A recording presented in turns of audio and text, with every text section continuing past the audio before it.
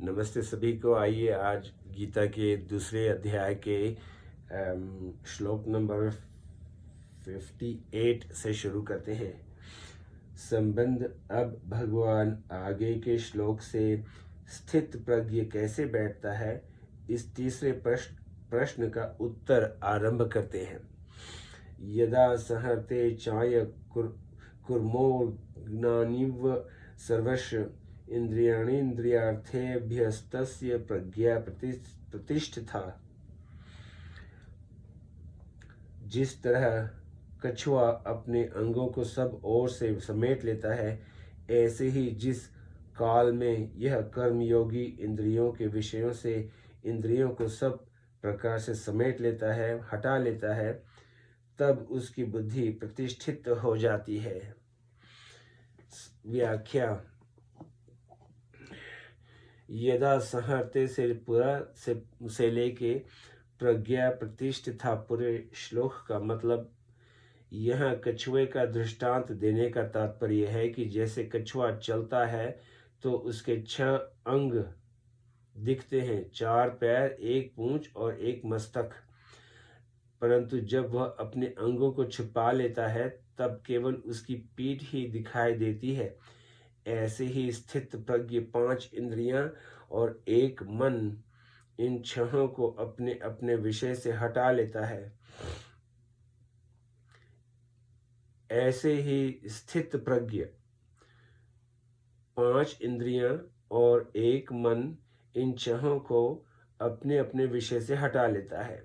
अगर उसका इंद्रियों आदि के साथ कृष्ण मात्र भी मानसिक संबंध बना रहता है तो वह स्थित प्रज्ञ नहीं होता।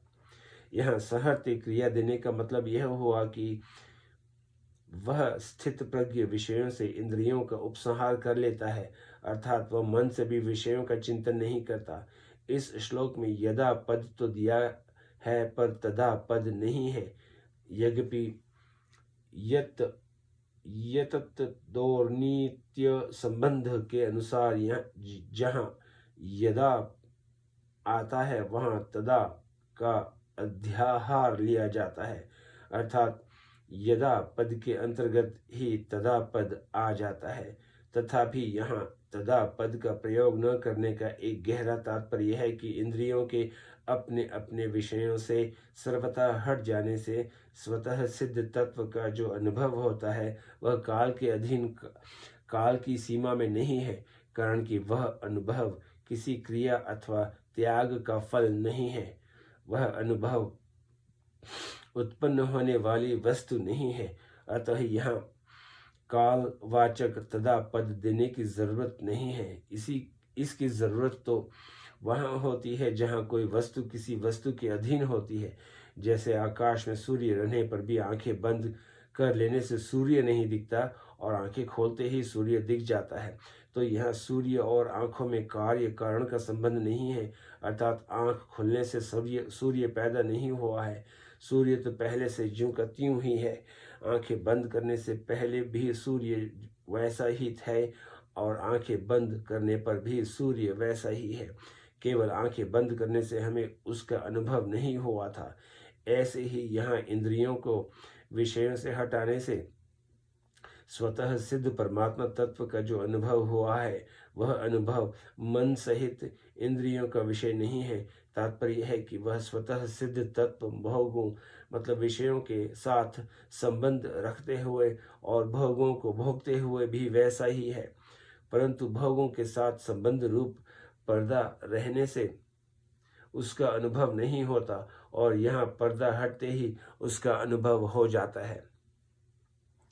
संबंध केवल इंद्रियों का विषयों से हट जाना ही स्थित प्रज्ञ का लक्षण नहीं है। इसे आगे के श्लोक में बताते हैं। श्लोक 59। विषया विनिर्वन्तते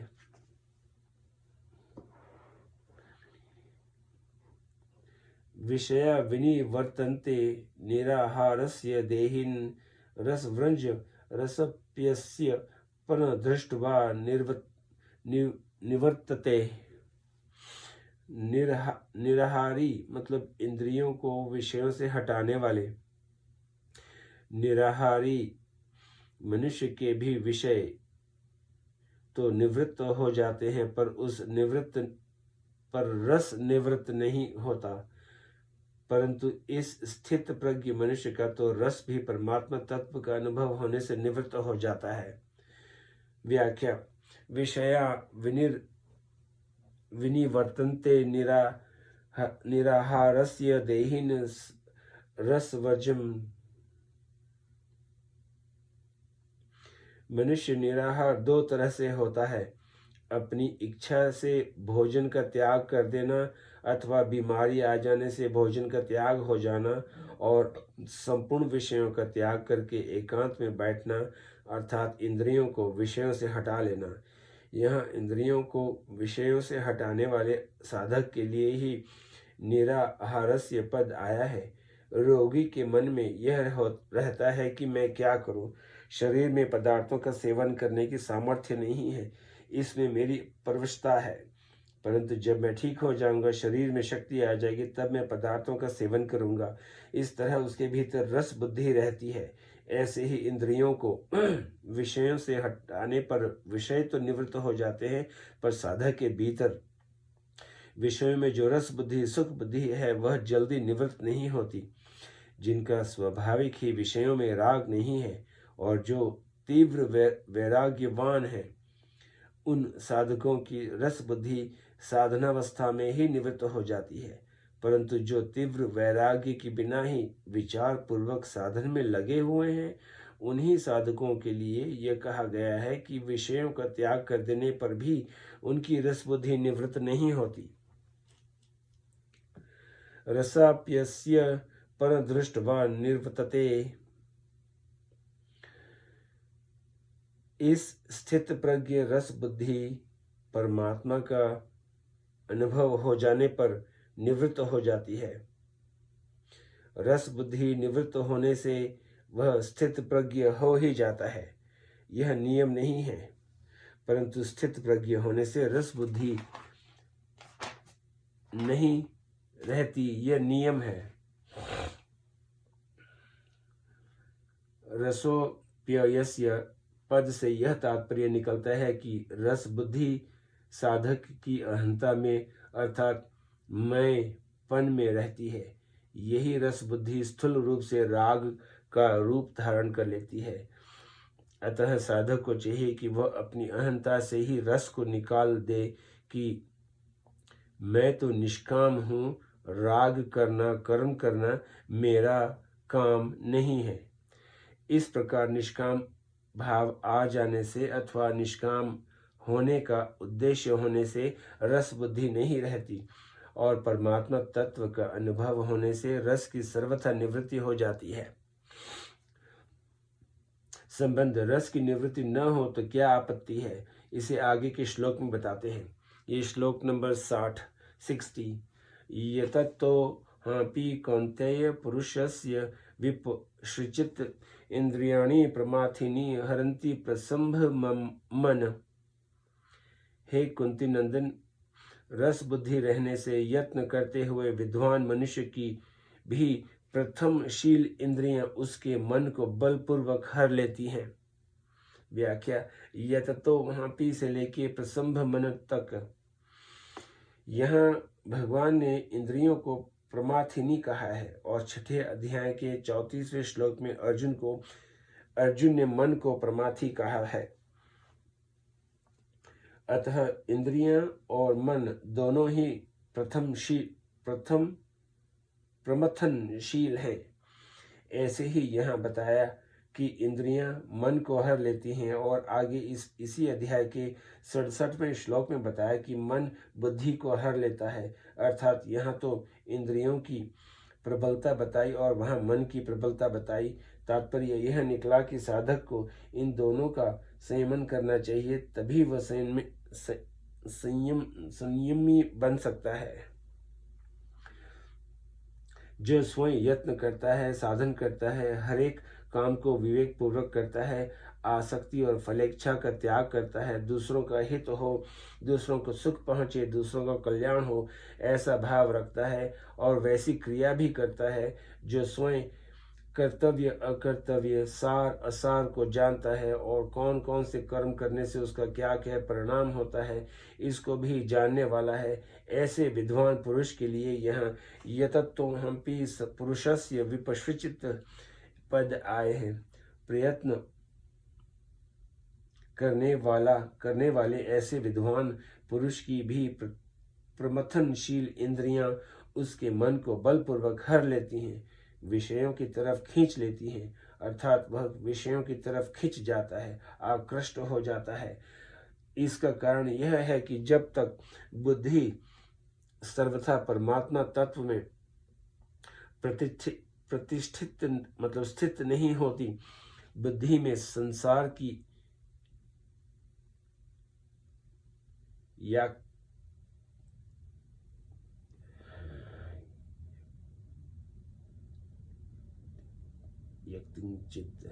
यक्तिंचित सत्ता रहती है।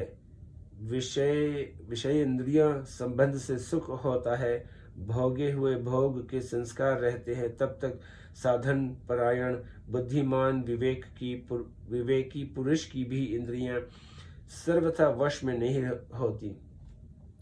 इंद्रियों के विषय में सामने आने पर भोगे हुए भोगों के संस्कारों के कारण इंद्रियां मन बुद्धि को जबरदस्ती विषयों की तरफ खींच ले जाती हैं। ऐसे अनेक ऋषियों के उदाहरण भी आते हैं जो विषयों के सामने आने पर विचलित हो गए। अतः साधक